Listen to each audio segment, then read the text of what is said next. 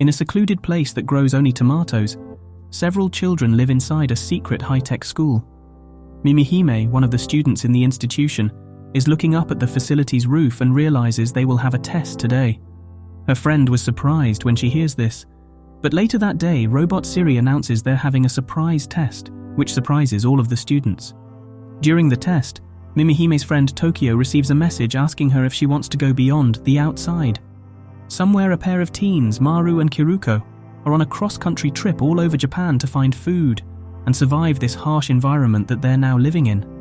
Large cities turned into a pile of rubble, while the countryside was destroyed by what seemed to be a large-scale catastrophe in the past. After several years, nature took over, and what remains was the jumbled mess it left. Maru finds a decent-looking house and then tells Kiruko about it, so they break into the house. Technically not trespassing or breaking into it because there's no one left to complain about it. Upon checking the room upstairs, they stumble upon the remains of a couple who, Kiruko concludes, may have died from starvation. Later that night, Kiruko looks at the picture of someone she's been looking for. Maru asks her if it's her boyfriend, but Kiruko replies that it's her friend, and the other guy is someone she wants to see. The next day, they start planning their journey, and a group of thugs ambush them. Kiruko pulls out her gun to threaten them, but the guys believe they don't have anything of value, so they turn back. But when one of them notices the weird gun design, they target them again. The guys from the back attack Maru, but he makes it look so easy, taking on and disabling both of them unarmed. Kiruko, on the other hand, fires her gun, which unleashes a laser beam that melts a concrete electric post, causing it to fall near the three goons at the front. Kiruko is Maru's bodyguard, and they are looking for a place called Heaven. Fortunately, one of the guys earlier mentioned something about it, so Kiruko asks them nicely. But according to one of the goons, such a place can't exist. It has been more than 20 years since the collapse, and any place that feels like heaven or something similar is a shot in the dark. However, one of the guys mentioned a place that grows tomatoes, which might be a clue to what they're looking for. After tricking the goons to get their batteries charged, the duo resumes their adventure to find Tomato Heaven. Back in the academy, Mimihime asks Tokyo about something she said during the test, the concept of beyond the outside. Mimihime wonders what's beyond the wall that surrounds their school. She believes there's something beyond the thick concrete wall when suddenly, a gigantic monster rises above the wall. Wait, never mind, that's Attack on Titan. However, the kids have never been outside the wall, so they have no idea what's out there. Mimihime can only imagine it, but lately she's been able to visualize what's beyond the outside. And when she dreams about it, one of the people who helps her out is someone who looks just like Tokyo. Upon learning this, Tokyo seems to feel uneasy that night and decides to go out of her room to wander near the wall. However, the director, along with two of her subordinates, finds her and offers to give her a sleeping pill. Tokyo refuses, but asks if there's an outside beyond the school's premises. The director is surprised and asks if she came up with the idea, but Tokyo tells them it was Mimihime's idea. The director responds that Mimihime's intuition was always sharp. Finally, she answers Tokyo's questions and reveals that there is in fact an outside beyond the wall. However, this outside is littered with abhorrent and terrifying monsters. After traveling for quite some time, Maru and Kiruko finally arrive at a local inn hosted by a lone woman. She's a farmer and a house owner who usually has some visitors from time to time to use her house for lodging. Kiruko pays her a couple of yen as well as a set of AA batteries as a bonus. She's ecstatic since batteries are so rare. But before going inside, Kiruko asks the woman if she had seen or has had customers like the one in the picture. Unfortunately, the woman can't find anything relating to them. The guy in the picture is someone called Robin Inazaki, while the other middle-aged man is a guy Kiruko refers to as Doc or Doctor. She asks if the woman has heard of a place called Heaven, but the woman just tells her this place itself is something that people recognize as heaven. Unlike the rest of Japan, this place has some sort of onsen, clean running water and fresh food. There's also limited electricity, which is already a lot better compared to the rest of the country. And just like a Fallout game, Japan is infested with monsters. The house owner owns a gun and she uses it to defend herself from these monsters. The duo immediately recognizes these monsters and calls them Hiruko, or man-eaters. Despite their looks, both Maru and Kiruko are some sort of experts in dealing with these monsters. They inform the lady that they can kill the Hiruko, but the lady tells them that conventional weapons can't hurt the monster. That night, Maru and Kiruko fall asleep a little too quickly, and as the night goes on, a bizarre creature appears in front of the house. At the school, Terao discusses the concept of beyond the outside with Tokyo, clarifying that it could be true because they don't even know what goes on behind the doors where only teachers are allowed to enter. They also don't know where their food is coming from, so the concept itself isn't far-fetched. Terao begins suffering from some kind of disease and has to go back inside when it starts to cause him pain. Later that day, Tokyo witnesses two of her classmates kissing, which awakens something in her. Kuku then shows her one of Kona's drawings that he gave her, and Tokyo immediately goes to Kona to confront him about it. She throws Mimihime aside like a sack of potatoes, and Kona tells Tokyo not to worry. The next one will be for her. She likes Kona's drawings, and later that night she plasters all of them on her walls to display all the bizarre drawings that Kona had drawn for her over the last few months. In Japan, Kiruko wakes up sweating bullets in the middle of the night and slowly motions to grab her gun, realizing that there's a monster behind her. However, someone shoots the monster and it leaves the second floor. She immediately wakes up Maru, who is deep in his slumber, and the duo leave the house through the back door to intercept the Hiruko. Kiruko deduces that the lady drugged them so they can fall asleep and deal with the monster alone. Maru and Kiruko meet the lady a few seconds later, who tells them to go back inside because of how dangerous it is for them to be out in the open. But Kiruko insists that they can kill the Hiruko on their own. As the pair look for the monster in the darkness, the Hiruko appears behind them. Kiruko orders Maru to throw something to distract it, and the monster destroys the wooden bucket instantly. A few seconds later, the Hiruko attacks them at full speed. The monster has troublesome tendrils that are keeping them out of range. They need to deal with the wings and the tendrils to prevent the creature from appearing in and out at will. After a small goose chase, Kiruko managed to score a hit, taking out an arm and its wing. As the moon illuminates the battlefield, the monster is no longer hidden by the night's absolute darkness. The duo proceeds with their plan and lures in the monster.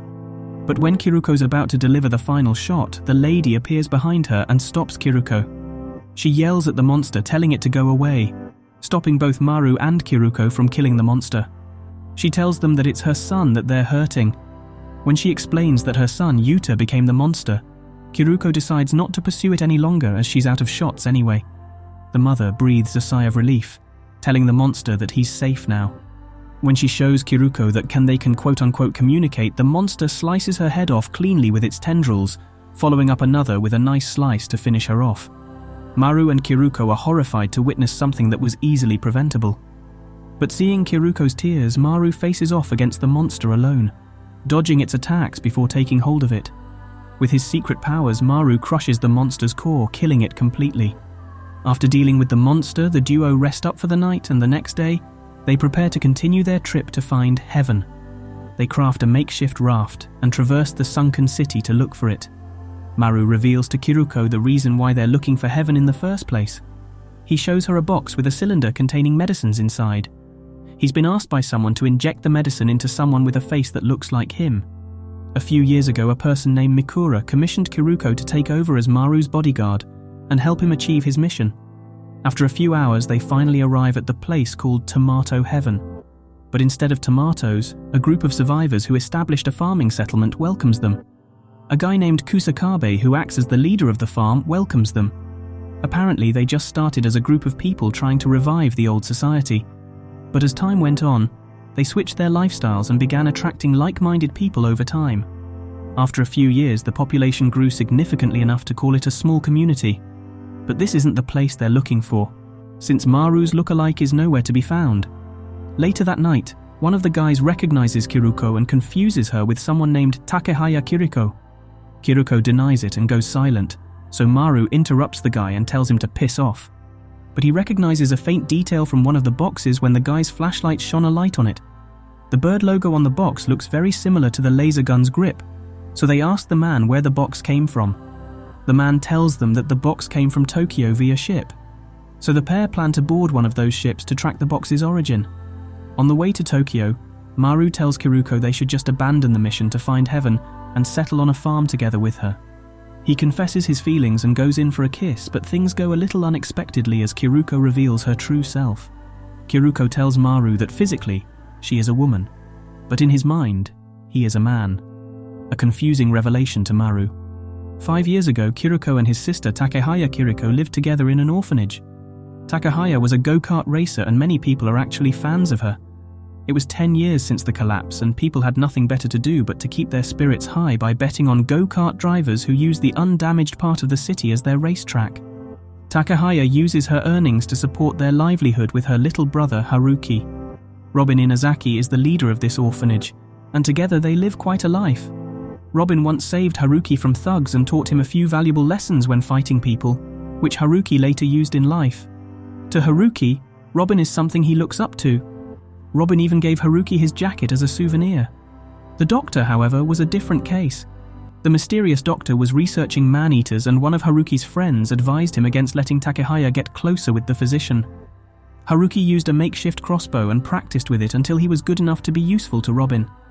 In his mind, he wanted to be useful to Robin and help his sister out. One day, when Kiruko participated in another race, Haruki, who was observing the racetrack at that time, spotted a Hiruko on the road.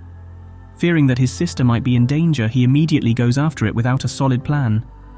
Real genius move, but time is of the essence and he wants to make sure her sister gets out alive, even if it means dealing with a monstrous Hiruko twice his size. When he fired his crossbow, that's when he realized he screwed up. The crossbow bolt he fired didn't miss its mark, but didn't make a mark either.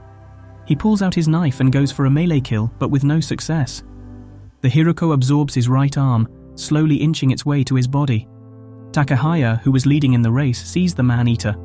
She stops the go-kart riders and goes to ram it at top speed, sustaining multiple injuries herself. When she pulls Haruki out of the monster's mouth, Haruki's arms and lower torso were already consumed by the monster. Haruki's last memories were Kiruko's cry of despair and agony. When he wakes up, he finds himself in the body of her sister. The utter shock sends him into a massive panic attack as the despair of being confused and alone shakes his young mind. He asks the nurses and the doctors where the mysterious doctor is, the one who operated on both of them. Haruki doesn't know what to, and he's very confused about their operation. The last thing he remembered was Kiriko's tears after all. But one thing is for certain, his consciousness, or rather his brain, was transferred into Takehaya's body. There's no denying that part. But what he can't process is how his sister died, because it doesn't make any sense. They think that he is Takehaya and that he must still be recovering from the operation. The only thing the doctors told him was that they were both on the edge of death, and if that mysterious doctor didn't save them, neither of them would have survived. So after healing his wounds, Haruki set out to find Robin. The mysterious doctor is nowhere to be found, and Robin is his only lead to find out the truth about his operation. He visits their old place only to find out that the orphanage was abandoned, and Robin was nowhere to be found as well. And so he became a mercenary of a sort, hunting Hirukos left and right, all to find a lead about Robin and the mysterious doctor. This led to eventually meeting Maru, who is really down bad at this point and still wants to make out with Kiruko, despite revealing everything about himself. But just as they finish talking about it, a fish-like Hiruko terrorizes their ship. Kiruko immediately informs everyone and fires a shot at the Hiruko, but the monster just heals the damage. At the secret school, Tokyo meets up with Kuku, who asks if she wants to see the babies. Tokyo is confused and follows her anyways. They get to a wall, and Spider-Woman climbs the wall as if that were normal. Tokyo decides to use a robot head to scale the wall and enter the vent, and somehow the cameras aren't able to see them. As the school teachers watch the cameras, they are alerted that Tarao's sickness has taken a turn for the worse. Meanwhile, Maru and Kiruko's plan is to lure the Hiruko inside the ship, since Kiruko deduced that it will be impossible for the monster to walk on land with its body structure. Once the monster takes the bait, they sprint back to the lower decks, trapping the monster inside a room full of Mary Jane. With the monster's body out of juice, Maru delivers the finishing blow, eliminating the Hiruko once and for all. Back in the school, Kuku and Tokyo use the vents to get into one of the development facilities for some bizarre-looking babies. These babies are extremely creepy, have no faces whatsoever, and they have some nasty squid-like lower torsos. Jesus Christ, look at them. But Tokyo is amazed by them and leans closer to watch these things fiddle with their hands and whatever they're doing. But the school security detects an intruder, startling the two kids. The duo immediately retreats from the room and back to the academy. However, Tokyo accidentally left a shoe mark on the way out. After defeating the Hiruko, Maru and Kiruko leave the boat crew on their own to continue their search for heaven. They learn from them that the bird design from the laser gun is from a place called Mitsuba, so they head to the town to look for it. But when they arrive at the place, it's just a pile of rubble and destroyed furniture. Mitsuba was formerly a home furniture center, so it was really just a bird design that doesn't even look remotely similar to the Grips design. Nevertheless, the duo managed to find something to eat and stayed there for the night. Back in the academy, Tokyo overhears Shiro, one of the academy students, speaking with Mimihime in a closet. Since the students are isolated, they don't know the basics of human nature. Shiro tells Mihime that he wants to touch and lick her. She's confused and asks if he wants to eat her. As Shiro fumbles the bag, Tokyo is uncomfortable and leaves. As she walks around the school, she visits her sick friend Tarao. He tells her that he's not doing too well, but the sickness isn't contagious. Suddenly Tarao leans in for a kiss, but Tokyo stops him and runs away. Kona sees her sprinting away and is worried for her, so he decides to follow her and help Tokyo calm down. Tokyo confesses that everyone's been acting weird and she's feeling terrible and weirded out about it. Kona tells her it's only natural for people to start liking one another. But the thing is, that stuff is foreign to them to begin with, so they have no idea that it's a natural thing to do because the teachers didn't teach them about the concept of love in the first place. Kona tells Tokyo that someday, she'll yearn for someone else's touch and love, and there's nothing wrong with it. Hearing this, Tokyo confesses to Kona that she'd like it to be him. That night, the announcer in her room informs her that Tarao's condition had taken a turn for the worse and he wished for Tokyo to come over, so she rushes to Tarao's room. There, Tarao lies in pain and is trying to endure it. Seeing Tarao's condition, Tokyo becomes increasingly worried for him. But Tarao tells her that he isn't getting any better. He apologizes for trying to kiss her earlier that morning and tells her that he has something important to say. Tarao asks Tokyo to run away from the school. He says it's a dangerous place. A couple of days later, Maru and Kiruko arrive at one of the settlements nearby to resupply and sell some valuables. While playing a game in an arcade, thugs surround Maru and ruin his gaming time, so he decides to beat them up. Kiruko comes to the rescue as well, giving a solid high kick and sending one of the thugs spinning. Since they caused a ruckus, the duo decides to leave as soon as they can. Once they find something to settle into, Maru reveals something about himself. Apparently, he was born at the same time as the Great Disaster, or the Collapse, which happened approximately 15 years ago. He was part of an orphanage of kids, where there was not enough food for everybody, but he was taken care of. 4 years later, the orphanage closed down and many of the remaining adults took some of the kids off and moved them into different places. For 3 years, the remaining kids of the orphanage were taken over by some thugs who were later murdered in a turf war. The people who murdered their boss soon absorbed the kids into the ranks, and that included Maru. Basically, Maru had been in a gang for a couple of years until recently. But 1 or 2 years ago, he met Mikura, the owner of the laser gun and the one who taught him how to properly kill a Hiruko. Mikura didn't see him as a human, but rather as a tool to kill Hiruko and take orders from her. After hearing his story, Kiruko tells Maru that she'll go shopping and specifically instructs Maru to stay inside the room because the thugs who they beat up earlier might still be looking for them. We'll refer to Kiruko as she from now on. While in the town, Kiruko overhears from one of the thugs about a place called the Ministry of Reconstruction. This ministry was apparently some sort of rumor that she heard from Robin himself. It's been 5 years ago and she hasn't yet encountered the said ministry, so she passed it off as just a rumor. After getting all the stuff they need for their trip, Kiruko goes back to their temporary camp and sees that the door is open. When she walks inside, Maru isn't there anymore. He immediately panics, realizing that she's alone again. But a few seconds later, Maru opens the door from the neighboring room and asks Kiruko to shut up and be quiet. He's been trying to hide just like she told him in the first place. Kiruko is sweating bullets after thinking that Maru left her for good. She cries in front of Maru after realizing that Maru isn't just a client he's supposed to protect, but something more. Seeing this, Maru hugs Kiruko to comfort her, especially after pondering her situation, which he didn't think through before. Before they sleep, they wonder if there was actually a civilization out there that managed to survive the calamity. Back at the academy, Dr. Sawatari notices the shoe mark left on the wall of the incubation area. He left the room to investigate the shoe mark and find a group of kids doing some activities that they were hoping will encourage Tarao to recover from sickness. But that night, Tarao succumbed to his sickness and died. The next day, the school orders everyone to dress up for Tarao's funeral. Tokyo asks Kona if Asura, one of the past students from the academy, had the same disease. Hearing Asura's name mentioned, Kona experiences slight PTSD and looks away before admitting that Asura indeed suffered from the same disease. This is the second death of one of the children in the academy. All of the staff in the academy don't know how to cure Taro's sickness. They're virtually clueless about how to deal with it, and because they don't have much of a sample size to conduct their investigation and research, they still don't know how to deal with the mysterious illness. Later that day, Tokyo rushes to the toilet and experiences something in her stomach. She vomits and wonders if she too has the same illness that killed both Taro and Asura. Back in Japan, Kiruko's trip to the town gave them some valuable information. But before they can go out, one of the ship's crew members visits them to offer a job as a bodyguard. Apparently, this guy is planning a trip to a place called the Immortal Order, where a mysterious doctor is residing. This doctor, though, can supposedly make you live forever. Upon hearing the word doctor, Kiruko immediately asks if it's the mysterious doctor they're looking for.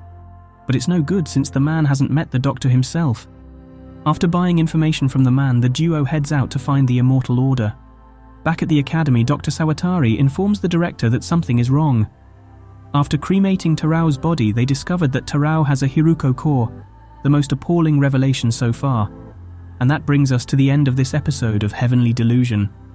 If you want to find out what happens next, make sure to like this video, subscribe to Panorama Anime, and comment for the next episode.